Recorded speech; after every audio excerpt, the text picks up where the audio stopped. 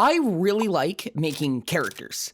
Whether that be OCs, tabletop RPG characters, writing literature, I really like designing fictional characters. I mean, why wouldn't I? The character design, the personalities, the way that these realistic characters interact with their high concept world is so cool. But it's just that. What makes a character feel real, like they've lived a real life leading up to the story and not just one that we generated conveniently for this specific plot? Well, I do have a way of doing that. Oh yeah, we're back. Let's talk about the compass, but like never before. The compass is a development tool designed to create characters, both for writing and for role-playing, that feel real in their actions and their relationships, even in their trauma. Yeah, that's right, I said the trauma word, I know what you're into. However, I've come equipped with some fresh new tools, some new discoveries, and new ways to integrate this model into your fiction. And of course, at the end, I'll tell you what I've done wrong this whole time. Something I really wish I would have known before I ever made that first video about it. But before we can really get into the nitty-gritty details, we need to take ourselves back to Greece over 2 millennia ago. One of my old friends back in the day came to me with an idea. It was an idea about persuasion.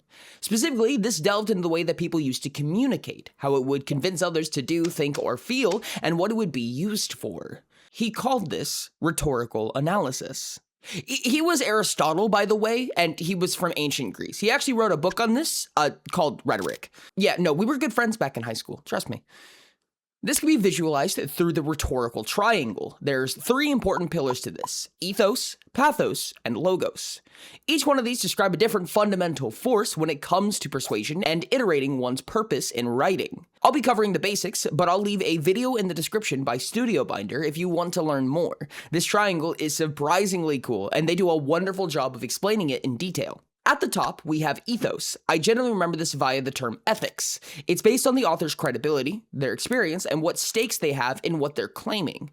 When it comes to persuasion, ethos represents the need to confirm the speaker's character, their authority on the subject, essentially answering the question, why should I believe you? This comes not only in the form of past experience, but how you conduct the actual prompt in the first place, how professional I come off, and how confident I am as part of my ethos. On the right side of the triangle, we have pathos. I remember this one by the term pathological.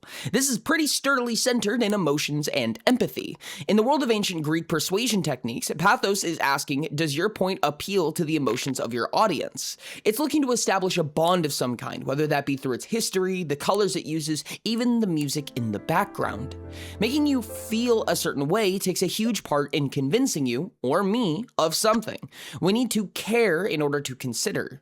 And our final point is logos. This one reminds me of logarithm or logistics, and the mnemonic isn't too far off because this one is about logic. This is the most meat and potatoes of any argument. Simply put, does it factually make sense? Does the author back up the argument in some grounded fashion? Do they incorporate facts or statistics? Are the claims realistic and tangible? Even going as far as to ask, did the author consider alternate arguments? These 3 pillars make up a lot of communication, but in how we write and how we speak. Quote unquote, selling an idea is a keystone for making a believable character. And it may feel obvious where this is going, but I'm willing to bet that, if you have never heard of the compass before, it's not going where you think. In our model, we're going to have 2 very important reference points. Now, these will sound familiar if you've heard of the compass, but some things have changed, so don't tune this out. As we develop our hypothetical character, there will be 2 very important points to lock onto, the endo and the exo. Now, in elegant using Greek roots as if they were actual terms, fashion, these mean inside and outside, respectively. Perfect, now hold those in your mind because we're going to make this 2D image into a 3D character. Yes, I'm aware that 2 points is technically a one-dimensional figure. Look, it was meant to sound cool. Never mind. Okay, we're going to chart 2 endos and 2 exos. These first 2 we'll call our super, and these back portion we'll call our sub. We can compare these to some existing terms coined by another one of my old friends in high school. Ever heard of the 3 provinces of mental life? Oh yeah, Sigmund Freud was wild back in high school. Yeah, not super fun at parties though, surprisingly. Freud separated life into three agencies, famously known as the id, the ego, and the superego. The id is the oldest and most primitive of these, representing our core drives and raw aspirations. In Freudian terms, this goes much further than what we need, but do note it's ultimately the most primal portion of ourselves. The ego is a modification of the id, one that is carved as a result of our environment. The way I personally imagine it is if our id is this jagged stone, the world around us is a river that slowly erodes it down to a softer shape. This is essentially what's preventing us from eating whatever looks tasty, regardless of who's holding it or who it belongs to. The superego is an extremity of this. It's the ideal version of us if we were to be societally perfect. Now, if we were to imagine our 4 points again, the superexo, the superendo, the subexo, and the subendo, we can imagine the supers in conjunction as the superego. Luckily, the naming convention came pre-packaged with the mnemonics. Wonderful. Disclaimer, these meanings are not exact. The Freudian framework helps to explain, but they aren't the same thing. The subportion, the one behind the super, we can treat as our ego, the middle point between id and superego. And to cover the other axis, the endo breathes out drive and motivation. It dictates what a character is passionate about, what their objective is, and what they may aspire to become. That stimulus will visit their respective exo before departing into the outside world. The exos act as a filter, one that depicts how information is processed when it reaches the endo, as well as how it is rendered when it leaves. If the endo is the what, then the exo is the how. What we have is a strong skeleton for our character. It may seem somewhat flimsy in this state, but actually this won't just tell us what our characters like, but how they regress, how they interact with different circumstances, even how they mature over time. The astute viewers have probably noticed that I was missing something, and I was. We haven't talked about what the id is referencing yet. Hey, Freud, pass this to Aristotle.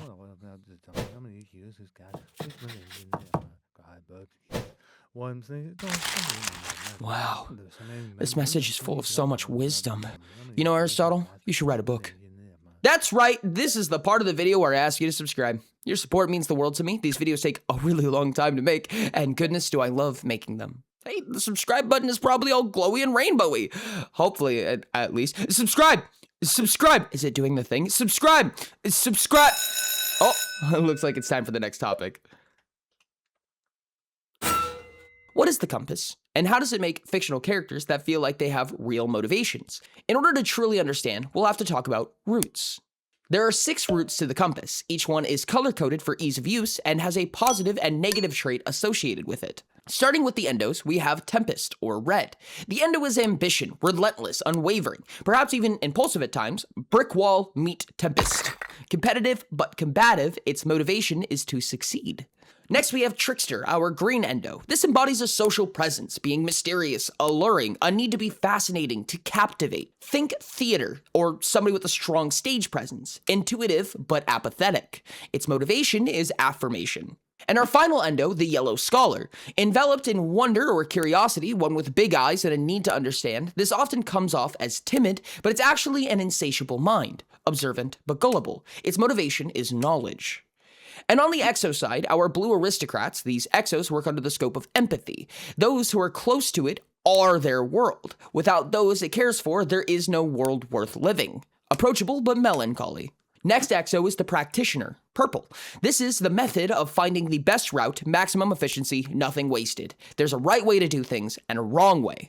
Practical but judgmental. And finally, our orange exo, construct. This method refers to a logistical approach. Everything can be solved by numbers or a logical process. Everything can be boiled down to a calculation, a method, a formula. Analytical, but complacent. You may have already caught the pattern. Each endo and each exo have a type of pressure: social, executional, or computational. Generally speaking, the endo exerts one of these pressures, while the exo is the best at accepting one of these pressures. Green endos exert social pressure, locking you into conversations, requesting to be heard, wanting to be included. Blue exos do the best at accepting this pressure, offering acceptance and a warm shoulder. Red endos exert executional pressure, trying to accomplish and perform as much as possible the moment their eyes lock on target. Purple exos are the best at accepting this pressure, turning impulse into a series of scheduled events. And finally, our yellow endo is the computational pressure, asking questions about the world around them, looking for answers about anything and everything they can get their hands on. Orange exos accept this pressure the best, turning a fluid world into a computable equation. Have you got the pattern? We now have our pathos, ethos, and logos. Let me explain. Social pressures, green and blue, resemble pathos. This is the one I said reminded me of pathological, the need to feel something when trying to persuade. Executional pressures, red and purple, is the ethos, what I tied to ethics. This is about credibility, experience, and stakes, the proof being in the metaphorical pudding. And computational pressures, yellow and orange, I think are the most seamless, tying into logos, the logic side. Notably, the compass has a much wider funnel than rhetorical analysis. That's something to keep in mind as we put these pieces together to create our characters. If we were to take any one of these exos and combine them with any one of these endos, we would get an archetype. Each possible combination has a name in regards to the compass, but I'll use a specific one as an example. Yellow endo, aka the scholar, and purple exo, aka practitioner. This is known as the inquisitor. Now, this is only part of the battle here. Harkening back, we noted that there were two archetypes, a super archetype and a sub-archetype. There's one rule that we have to abide by when it comes to super-sub pairing. They cannot have the same endo. This means that there cannot be a yellow sub-yellow or a red sub-red. For our purposes, let's pick out another combination. For our sub-archetype, we'll use the red endo Tempest and a blue exo Aristocrat. This is known as the captain archetype. This means that we have an inquisitor sub-captain. And hear me when I say, with only this, we have a lot to work off of. Let's make a diagram of all the roots next to their respective rhetorical pillar. An exo, our filter for an archetype, will utilize one of these three pillars. In our Inquisitor example, it'll be Ethos, the executional pressure. These pressures will dictate what type of reasoning will sway the character. A character wielding a purple exo needs a source of credibility, experience, and trust. In oversimplified terms, a voice of integrity trumps the logic or feeling they preach. If they are trustworthy and to be believed, perhaps their reasoning is tucked away or it isn't worth being elaborated at this time. The point is, they're trustworthy, and that's what matters. At least in the eyes of a purple exo. A yellow endo, our logos or computational pressure, however, does this somewhat in reverse. Rather than accepting computation, they emit computation. When a yellow endo is attempting to convince or persuade, aka when they are generating their reasoning, they use logic. Let's say our Inquisitor is trying to convince you that you should subscribe to this channel. Saying that we work really hard and spend 40 hours writing and editing this video with hundreds of visual assets and blood, sweat, and tears and so on, well, that would be pathos. It's a point that begs empathy. That's what a green would describe. They could tell you that our previous videos are acclaimed, show you that our videos have a lot of views, or some of the testimonials from the comments, but that's ethos. A form of credibility, something a red would do. A yellow approach, utilizing logos, may be to explain how you'll benefit in some way. There's a strong and accepting community, which is great for learning more about each topic you find interesting. That we accept and receive feedback and respond to comments, meaning you can mold and influence what happens. We care about what we do enough to push high-quality content forward, and since content is a full-time job for me, I'm incentivized towards doing good work. And yes, this was me using the entirety of rhetoric to ask you to subscribe, placed inside my explanation. Thank you for coming to my TED Talk. So our lovely Inquisitor will prioritize giving logical information to back their aspirations and desires, but accept credibility and trust in order to be convinced. Already, we have a character. A static character, I'll admit, but a character nonetheless. So let's turn the camera just enough to see that sub-archetype. Now we have a whole new layer to work with. So our Inquisitor is not just that, but an Inquisitor sub-captain. That means that behind the veil, they take in empathy, feeling the social pressure behind the argument they hear. They emit that executional pressure, use their credibility as a hinge for their arguments and motivations in some capacity, right? When though? Well, in regression. That's right, change the chapter, we have a new keyword. In the past, I have referred to the sub-archetype as a backup personality. It sums things up in a somewhat funny way, but let's dive into what that really means. I specifically mean undergoing some form of duress. This may be a lack of sleep, this may be hunger, this may be emotional stress, general conflict, or a community favorite around these parts, trauma. So as this character goes through whatever adventure they're trucking through, they'll probably receive some sort of duress. That's generally how a plotline works. And as that happens, either their endo or their exo may regress over time.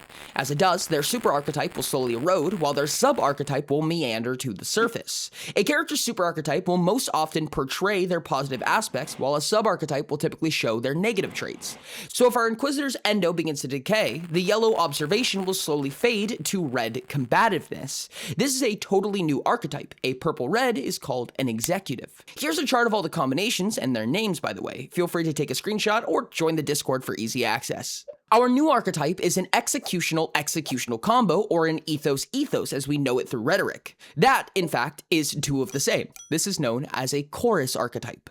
So our regress character in this state both accepts and emits executional pressure. They convince others by proving themselves worthy of the cause and accept the same argument when being convinced. They can also regress the other way, exofers, meaning that their purple fades to blue. A blue-yellow combo is known as a lover. In this state, they accept emotion and consider opposing topics with sympathy. I want to iterate, this is not all cut and dry. This is a granular measurement. Just because they act with sympathy doesn't mean that logic and credibility don't matter. Consider it more a list of priorities. In a more extreme example, both the endo and the exo can regress, and suddenly our inquisitor is just purely captain. This gains even more depth once we attach the id, ego, and superego. If you imagine the superego as our character's most societally proper self, we can assume that a non-regress inquisitor will act, for lack of a better term, as their best selves. Their judgment will be unclouded, their reasoning will be sound, so on and so on. They are acting within their superego. However, in regression, we're beginning to dip into the ego. This is where some of our characters' raw desires are beginning to show through, and their consideration is declining. So instead of an inquisitor simply becoming an executive when they're having a bad day, they're specifically becoming an executive stuck between their superego and their ego, aka a regressed executive. There's actually a name for every combination that this can happen in. I'm not going to go into every single one of them because there's a lot of them, but this specific combo is titled Martialist. When both endo and exo are regressed and our inquisitor has transformed into a captain during the full moon, we have a pure ego. This is where consideration for others in the environment has dropped substantially. This specific moniker is known as bully. There's something missing. We've talked about the superego and the ego, but we haven't talked about the id at all yet. Say hello to the part that I've been hiding from you this whole time. I mentioned earlier that the one rule behind a super-sub combo is that the super archetype and the sub-archetype cannot share an endo. The reason for that is because all characters have all three endos positioned somewhere in their spread. This final endo, green in our specific example, is called a pistol. With an I, not with an O. They cannot shoot bullets from their green. Sad, I know. A pistol regression is the most extreme form of regression that our character could go through. This isn't bad day type levels. This is rock bottom levels. Extreme insecurity, starvation, the loss of their most significant friend or loved one, radical grief. This is an all is lost phase of storytelling type of regression. And as you could expect, this is our character in a pure id state. Nothing but raw, primal desire propels them. Their interest is no longer in whatever the world wants, it's only in what they want at that moment. I'm sure you can imagine where this can take a story, or more importantly, where it can take our character. Notably, this would mean our character is either a pistol regress conductor, green-purple, or a pistol regress performer, green-blue. And with me only saying that, you can likely put the pieces together as to how that character may function without me ever explaining it. So with all of these pieces on the table, let's go over it all together. So let's graph our character on a relatively simple grid. We have our super archetype, similar to the superego in essence, a sub-archetype, similar to an ego, and a pistol that will be filled in automatically, our character's id, per se. For a reminder, in Aristotle's book, Rhetoric, there are three pillars of persuasion. Ethos, which constitutes credibility, experience, and stakes. Pathos, referencing the emotional weight behind an argument. And Logos, representing the facts and logic behind the reasoning. My other high school buddy, Freud, coined the term id, ego, and superego.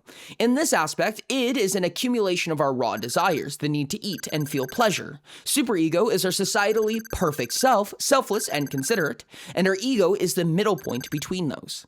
And with each of these 5 personality slots, we'll fill in a pressure. We have 3 options for each: executional, similar to Ethos; social, similar to Pathos; or computational, similar to Logos. For our example character, we chose executional for our super archetype exo, which is purple, and computational for our super archetype endo, which is yellow. For our sub-archetype, we're going with social exo, aka blue, and an executional endo, aka red. This full spread is known as an Inquisitor sub-captain. On any normal day, as long as our character is mature and experienced and not suffering in any active sense, they will act as an Inquisitor, specifically within their superego. They will be considerate of others and their environment in whatever way they see fit and necessary. However, if they start taking on duress, they will begin to part ways with their super exo or super endo. In doing so, their archetype will shift. If their exo regresses, they'll go from a yellow-purple inquisitor to a yellow-blue lover, taking on the negative traits of their now blue exo. On the flip side, an endo regression would transform them into a red-purple executive, less considerate and less mature than their normal state. If we were to take this one step further and send our character truly through the woodworks, we'd have a full regression, a captain working purely off of ego. They've now lost a lot of their thoughtfulness, working more and more in self-interest as they fall down this spectrum. But worst of all, in our rock bottom, all is lost scenario, we can go one final step further. Our regressed captain loses even their ego and regresses all the way back to their pistol, aka their id in our comparison, acting purely on instinct and desire. A pistol regressed performer considering and only acting on emotional triggers, doing their best to survive. And every single one of these routes can be swapped out, put in any order you like, to make a character that grows or decays over time, malleable, organic, and realistic. This is, on a surface level, the compass. This has probably been, if I were to assume, one of the longest videos to date on this channel, and honestly, I could go on for much longer about the additional nuances and features of the compass. However, if I could add anything, I would just give more examples. How we take existing characters and place them on the compass so that we have some metrics to work off of. Luckily, we did that. I'll leave a video on the end card of the first compass video I ever made, where we jump into character descriptions and give a little bit more vibe to the logic. But I did promise you a huge mistake that I made and hope to rectify. The compass is not made for real people. You can put yourself on a compass model, but it should be treated with the same gravity as being in House Gryffindor or a class spect. I've spent a bit too much time falling down that rabbit hole, and I've been doing my best to claw myself out of it. I don't think that the compass is credible enough or old enough to take on that type of mantle. For now, and for the foreseeable future, the compass is a tool made to make believable characters that mean something to you. If there's introspection to take away, consider it based on what you write and what it means to you. Thank you to the patrons on screen. It always astonishes me to see the list of amazing people who spend their hard-earned money to support this channel and the projects we commit. A special thanks to those Stamens and Paragons who are taking on purely supportive tiers as a patron. You're absolutely insane, and I appreciate what you do, making it all possible. And I'll see you hopefully quite soon. And of course, thanks.